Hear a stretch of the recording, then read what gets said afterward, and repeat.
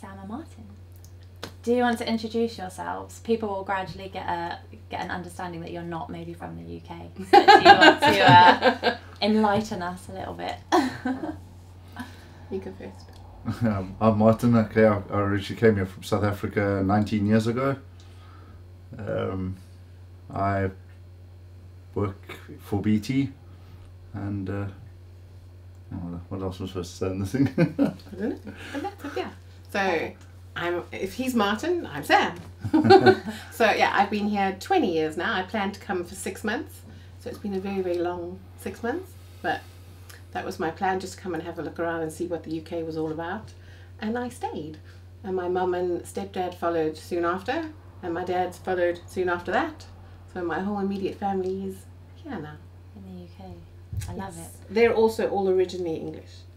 So okay, this was so they home. moved to South Yes. Africa. So this was always home to them, and I wanted Okay. to see what home was. Their home was. Wow. And you loved it so much. You had to I loved stay. it so much I stayed. Yeah. Definitely not for It the was weather. I was going to say it's definitely the weather that Yeah. pulled you in. Yeah, the weather was a very big drawing point. No. A cooler, damper climate. Who doesn't want Dark that? at 3:30 in the I afternoon. loved it. Indeed. No. You're the recluse in you, Martin, is loving the dark and the cold and the need Considering to stay I went through the South African winter, and then I came here in October, so started the winter here. So I had like nearly a year of a year winter. of winter. My goodness, that could be like a Game of Thrones, like winter is never ending, Well, not just coming. when the April came, and my first April, yeah, it was we had like a massive heat wave. So Oh wow, okay. Yeah. Extreme. sort of England was like, this is not too bad. Oh. So, you're Christians, Yes. yes? Were you always Christians? Were you brought up in Christian homes? How did that happen? I don't know, Sam or Martin. So I was brought up in a Christian home. We did go to church in South Africa from a very young age. Went to a Baptist church. And then when my parents divorced when I was about 13, that's when we sort of stopped, because it was like, now my mum's living there, my dad's living there, and it was like, Yeah. we just fell away, we just stopped going. But I always knew that there was a God and stuff like that. But it's just, obviously living at home, and you just, I didn't make an effort. Yeah. Once we got older and life taken over, and then when I came to England, my sister was here, and she was always trying to get me to go to church with her and stuff. And So she had kept going to church? I Or think gone back she to had, church? yeah, I think she had moved in with friends that went to church every Sunday. So then they got her going to church all the time. And then when she came here, then she kept it up. Yeah. But I was like, nah, not yet. No, I kept making excuses. And then I remember when I first met Sam, Sam used to go to midnight mass on Christmas. Yeah, it was Christmas. That was Once it. a year. Yeah, and On Christmas midnight mass. and they kept asking me to go then, and I was like, no, to me it's like, no, it's wrong. If I'm going to do it, I'm going to do it right. Yeah. And then it's the right time to mention, when I did start going to church. No, well, I didn't grow up in a Christian background. My parents were Church of England, but never practiced. It was just that's what they were. Literally so Christians. yeah, so I knew there was a God, but I didn't really. We also did a lot of religious instruction at school in South Africa. Yeah, so it Okay. was more the religious side of things as opposed to having there was nothing really much about having a relationship with God. It was Okay. like the do's or don'ts. Yeah. But 11 years ago, I went through a really flat period and I wasn't happy with anything. I knew something was missing, but I didn't know what was missing. So in my infinite wisdom, trying to fix it by myself, I decided I was just going to start all over again. My whole life, I was going to go back to South Africa. I didn't need a husband. I didn't need a job. It was all going to get fixed going back Okay. to South Africa. And we had friends. There was a girl that I met, and she was in church, and so was her husband, and they kept inviting us. And because I knew what I wanted to do wasn't right, she was like, I can be your friend, but I can't support the things you want to do. You don't just give up on your marriage. You don't just, going back to another country is not going to fix everything. So I suppose I didn't want to find God because I knew I was wrong. And I'd sort of had this discussion with myself, well, let me just try this. And if it's all wrong, I'll fix it later. Yeah. So I went off to South Africa. and Martin was sort of stuck in a rock and a hard place because I didn't want to talk, I didn't want to fix anything. So the friends again thought, well, Sam's not interested, let's see if we can help Martin. So basically they didn't live too far from where we live, and he was making like South African delicacy things, biltong. Okay. And I went to go and buy some off him, and they, the wife gave me a book. It was about also a couple that went. It was a Christian book. Yeah. About a couple that went through marriage problems. Yeah. And then I still came home and I put it on the table. I said, I don't read, I just put it on the coffee table and left it there. And then when I went to see them, they gave me the DVD. Oh, so no escape. Like, no escape. So I watched the DVD, and they were having a harvest event at their church. Yeah. And they invited me to their church on the Sunday. And I said, okay, I'll go. And then on the Sunday morning I still woke up and I still thought, well, what's the worst that can happen, Yeah. I'm going to lose a couple hours sleep. Let's go. So I went, and the pastor preached, and he said something, and when he did his altar call, I just felt, I wanted whatever he said in the message, I wanted some of that. Yeah. So I went forward and basically they prayed for me, and then I came home and my friends came over and spoke to me a bit, and they literally baptised me in my bath here. Amazing. And then the following night, they were obviously for the newcomers to the church. Yeah. They had a thing at the church office, and the pastor came up to me and he said, "What can I pray for?" So I said, "Can you pray for my marriage?" Yeah. And so he prayed for me, and then I came home, and I woke up on the on the next morning. Yeah. Woke up the next morning, and I'd obviously watched the movie that my friends had given me, and I thought the steps that they went through. I thought, I can't do 1, I can't do 2. So number 3, come message her.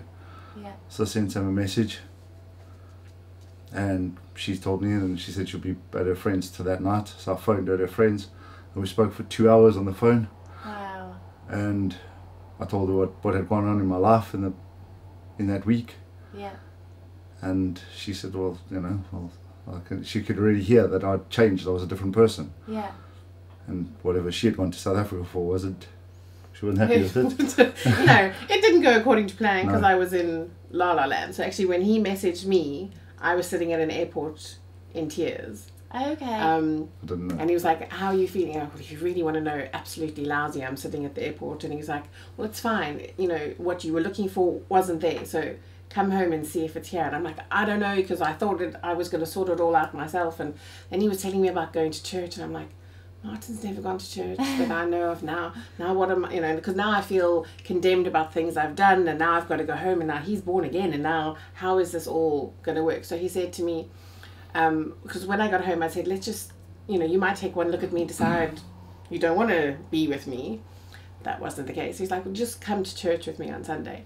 And I think what I was looking for is that my parents, they both had issues. They're both divorced, and people say they forgive, but they don't really. And I didn't want a marriage that was going to be like walking on eggshells or waiting for the next, the shoe to drop or someone to get angry again.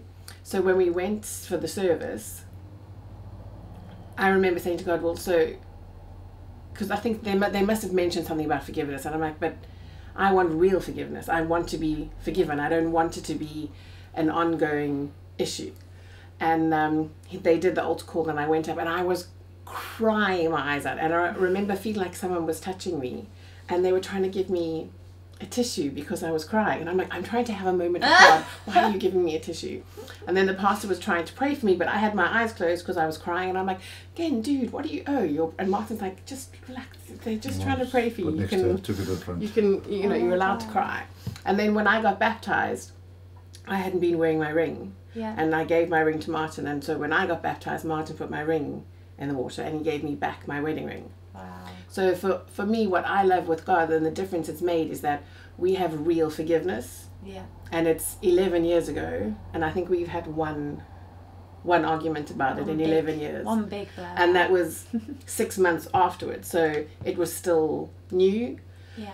So that's what I think is so amazing with God, is that you can ask for forgiveness and you can receive it, but it's a forgiveness that you can live in, and it's every day. So it's not, I don't hold anything against him, he doesn't hold anything against me. If we talk to people about it, it's an example of the good that God does, not something to be ashamed of. And yeah, even being baptized and knowing that it's done now, you're washed clean, that means you can live a good life. And we've had a much better, so the last, we've been married 16 years and the first 5 were fine, but the last 11 have been amazing. But that's because God's in the marriage as well, and that makes it stronger. Yeah. Martin, what were you thinking when you put the ring in the baptism pool? What made you do that, do you think? I find that really interesting, like really intriguing, because it's it's such a beautiful picture. Sam had said to me, can I have my ring back after I've been baptised? Okay, so you'd asked for it. So. Yes. Yeah, because one of my things was never to take it off. Yeah. And that's why I had it just like a solid band.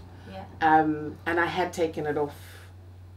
And I suppose I just thought, well, if I'm, if we were starting fresh, then I need to have my ring back on. Yeah. So I suppose, you had it there to give it back to me. But putting it in the water, I suppose, it's just that whole symbolism of it's washed. Yeah. So instead of a new ring, it's so beautiful. Did you? Were you in the pool? No. No, okay. my friend's wife baptised her. Wow. Yeah. Yeah, and Dion and Marlene were there as well. Yeah. They I were at my love that. baptism. That's so beautiful. And then so you got baptised, so you're both in the same place with God. Yes. And you're both actually getting back on the same page together. Yeah.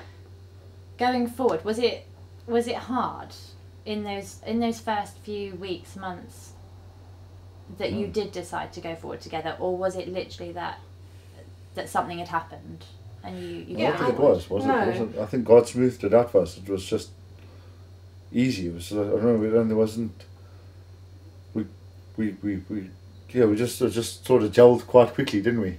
But we also, Martin said to me, I just need you to tell me everything. Yeah. And then I know, and then we can move on, instead of in 6 months' time if something else comes up or I ask something and then it gets awkward and then it feels like it's, oh, I didn't tell you that. But no, it really wasn't hard. I think, again, it was God's way of showing, well, it's something, God's way of showing us, if you want forgiveness, you can have it, but you have to live it. So I think it was the fact that we'd made a conscious choice. This is the marriage that I want. This is the person that I want to be with. Yeah. So we have to make it work. And it's just, I think we would never have been able to do it on our own. No. That's how we know God made us stronger. It never would have worked on our own, because you just can't. When we tried marriage counselling, that was a disaster. Yeah, we went to marriage really? counselling, and I think I said to Sam afterwards, I said, let's go out for something to eat, but go somewhere private, and so that in public, so that you can't raise your voice. You got to just talk then. And we did. Yeah, we had a better discussion afterwards. I think the woman just didn't know what to do with us, and I think one of the things when you pray and you want your heart to be softened, then it is. Yeah. But I think we went into, once we were baptized, we went into the relationship with open hearts and listening to God. Yeah. Whereas when you're trying with a marriage counsellor, they're trying to hear your stories, but there's no preparation that goes in there. There's no, okay, now you need to forgive or anything like that. But no, it wasn't hard. I think one of our services after that was like, put God first. So we always try to put God first before, and then the rest followed, and it just did. Started going to home groups straight away, and church every Sunday. With that, obviously the same with the schedules, it doesn't always make it, but do my best. Old church was more. It was difficult there, because then Sam was in the kids' church all the time, so we hardly ever sat together, but still worked. It's amazing. So you say you put God first and the rest follows. So what do you do still now to to make your marriage work? So you said earlier that that people don't realise that marriage isn't easy. Yeah, I think the whole point is that you are two people. So even when you become married, I think the two become one, I have an issue with. I think to become a unit is a better description, because you are still two individual people. So we had to sit down and sort of learn things like, you know, Martin comes home from work, what do you want to do? I come home from work, this is what I want to do. But let's be practical. Work needs, you know, washing needs to be done, or dinner needs to be cooked, or it's working through how you're different, but you want to be together. So it's what you have to do to fit your lives together. Yeah. Yeah, because it gets easier, I think, the longer you do it, because you move. I think what Martin and I were doing before is moving in that direction, because you're not checking in with each other. You're not making sure that you're important. Whereas, because we're both heading towards God, you end up going in the same direction. So that makes it easier. Yeah. And Sam was working till like 10 o'clock at night, and then I'll go to bed at 10 o'clock at night. So then, you know, maybe see one another for 5 minutes, and then I'm going to bed, and then wake up, and then Sam's sleeping, and I'm going to work, and then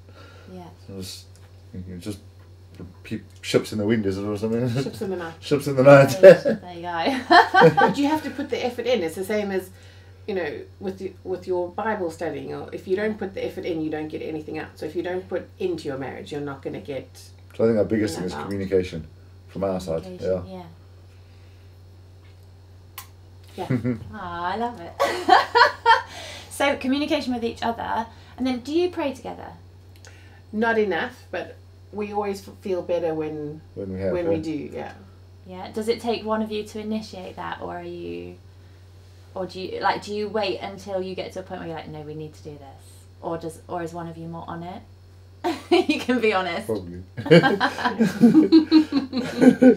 I mean, I think again, you go through cycles of things where it becomes easier. And again, I do shift work, so we don't always go to bed at the same time.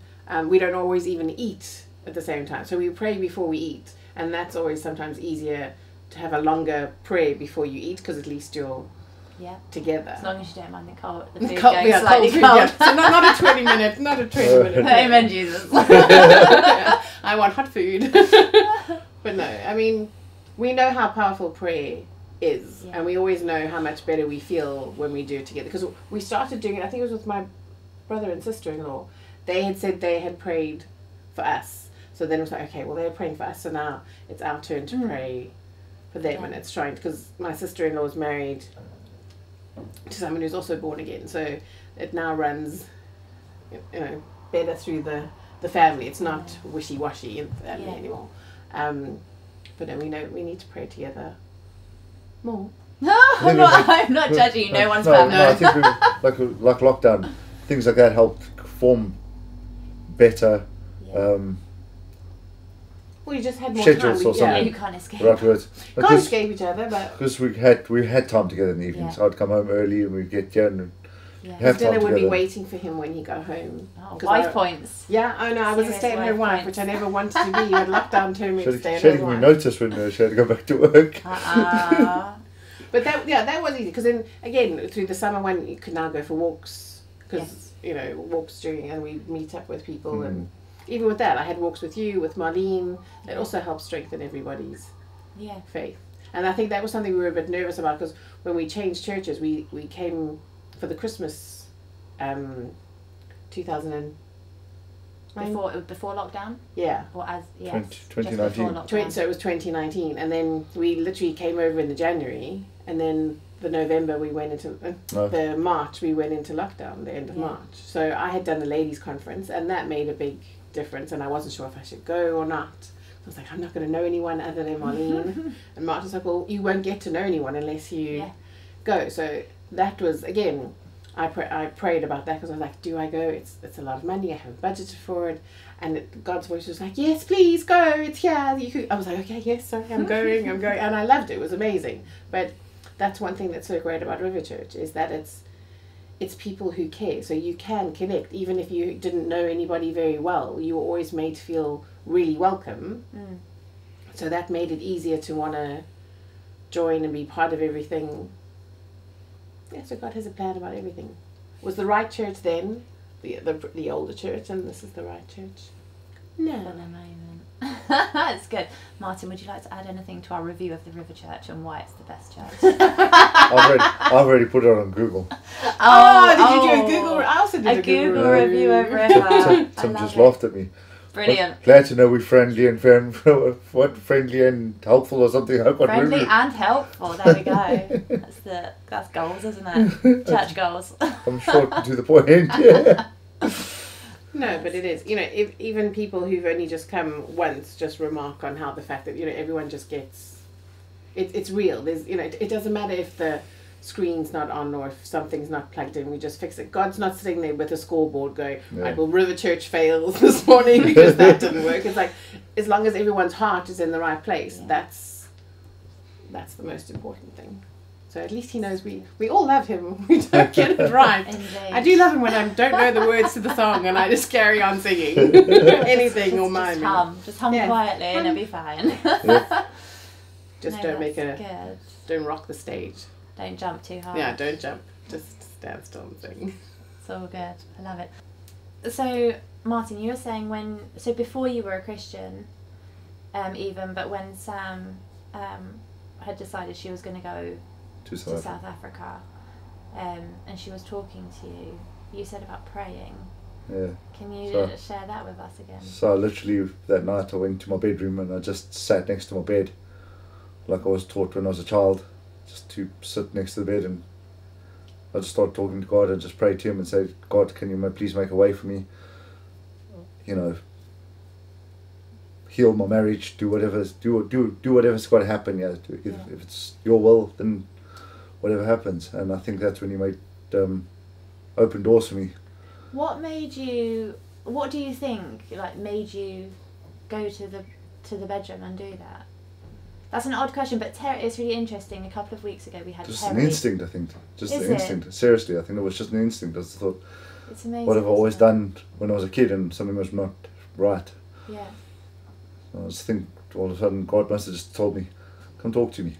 Yeah. I don't know. And did you literally just say... Just went and sat next to my bed and just prayed. Wow. I didn't even tell Sam, I just did it. Just did it. But I think, you know, even with me, I knew that something was missing and I kept trying to fill it myself. Yeah. And nothing would fill the void. And now I know the void was God and nothing will fill that void aside from God.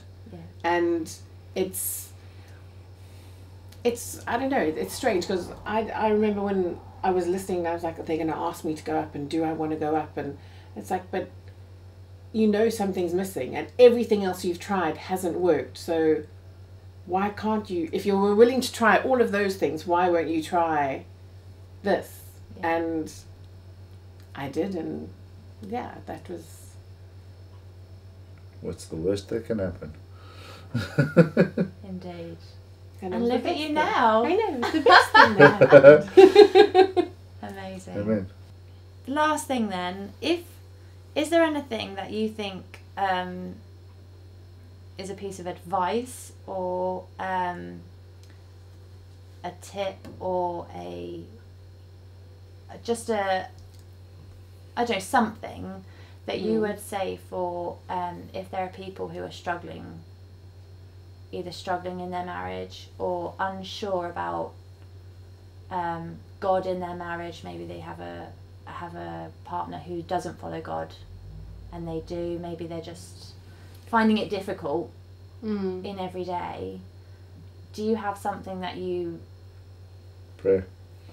I love it. And I think, you know, find someone that you can talk to whose advice you're going to take. So it's not just to talk to someone to have a gossip about what's happening in your marriage. It's to talk to someone who you really think can have an impact and guide you. And it might not always be what you want to hear, but it's sometimes what you need to do to save your marriage. Because it's very easy to just talk to your best friend about it. But if your best friend's not married, doesn't believe in God, that's not really the right person to have that discussion with. So I think it's really important in any Christian's life is to have that person that mentors to you, that has or they know that what they tell you is what you need to hear, not necessarily what you want to hear, but it's what you need to hear. Yeah.